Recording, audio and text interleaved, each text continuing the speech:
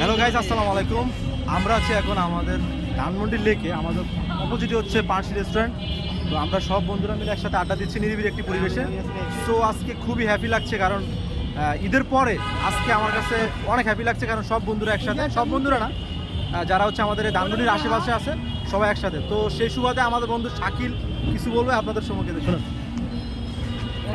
Guys, আমরা আসছি ধানমন্ডি লেকে আমাদের সকল বন্ধু বান্ধব মিলে। এখানে আসছি ঈদের পরে, কোথাও যাওয়া হয় নাই, তো ঈদের পরে আমরা আসছি সবাই মিলে আড্ডা দেওয়ার জন্য। আর সেই সুবাদে যদি কাউকে পাই, আমরা আমাদের বন্ধু বান্ধবের মধ্যে অনেকেই সিঙ্গেল আছে, যদি এখানে কাউকে পছন্দ হয় তাহলে আমরা সে বিষয়ে বন্ধুর হাসিটা কিন্তু জাস্ট ওয়াও। আমরা সে ব্যাপারে কথাবার্তা বলবো। আচ্ছা, থ্যাংক ইউ সো মাচ বন্ধু শাকিলকে। আমরা নেক্সট চলে যাব হচ্ছে আমাদের প্রাণের প্রিয় বন্ধু সিয়াম। সিয়াম কিছু বলবে? হ্যাঁ সিয়াম। হ্যালো, আসসালামু আলাইকুম। আমরা আজকে মূলত ধানমন্ডি লেকে আসছি কিছু বিবাহিত বন্ধু বান্ধব নিয়ে, কারণ বিবাহিত বন্ধু বান্ধবরা নাকি এক নারী দেখতে দেখতে আর ভালো লাগে না, কিন্তু আপনি তো বন্ধু তাই আমি তাদেরকে নিয়ে আসছি যে আজকে তোমরা মন ভরে নারী দেখবা। আশেপাশে এত পরিমাণ আগুন, এই আগুন দেখে তোমরা বাসায় গিয়ে সামলাতে পারবো। সামলাইতে পারবা না। ধন্যবাদ। ধন্যবাদ সিয়াম, আপনাকে ধন্যবাদ এত সুন্দরভাবে উপস্থাপনা করার জন্য। এখন আমরা চলে যাবো সমন্বয়ক। ভাই, আমি সমন্বয়ক না। আচ্ছা যাই হোক, বলেন কাইটা দেবো। আজকে আমরা লেকে ধানমন্ডি 32 লেকে আছি এই জন্য যে এখানে আয়সা যে ফিলিংসটা পাইতেছি ঈদের পরে, এই ফিলিংসটা বলার মতো না। এখানে আমরা হলাম সিঙ্গেল মানুষ, কিন্তু এখানে ডবল ম্যাক্সিমাম দেখতেছি। আর একটা কথা হলো, এখানে বিশেষ করে বিয়েটারা আছে, কিন্তু এখানে আবিয়েটারা আমরা হলো আবিয়েটার 4 জন আর 2 জন হলো বিয়েটা। এখন তাদের এক জিনিস ভালো লাগে না, তারা চাইতেছে নতুন নতুন। ঠিক আছে, তাহলে আমরা যদি যাবো দেখতে, তাহলে আমাদের সাথে দেখুক, দেখে একটু মনটাও ভালো করুক, বাসা যায় এটা মানে অন্য কিছু করে। আচ্ছা ধন্যবাদ। সো আমরা যদি আরো অন্য নারীদের দেখতে চাইতাম তাহলে এরকম নিরিবিলি পরিবেশ আসতাম না। সো আমরা নেক্সট চলে যাচ্ছি আমাদের বন্ধু, আমার স্কুল লাইফের একদম প্রাইমারি থেকে যার সাথে আমার বন্ধু, তার কাছে চলে যাচ্ছি।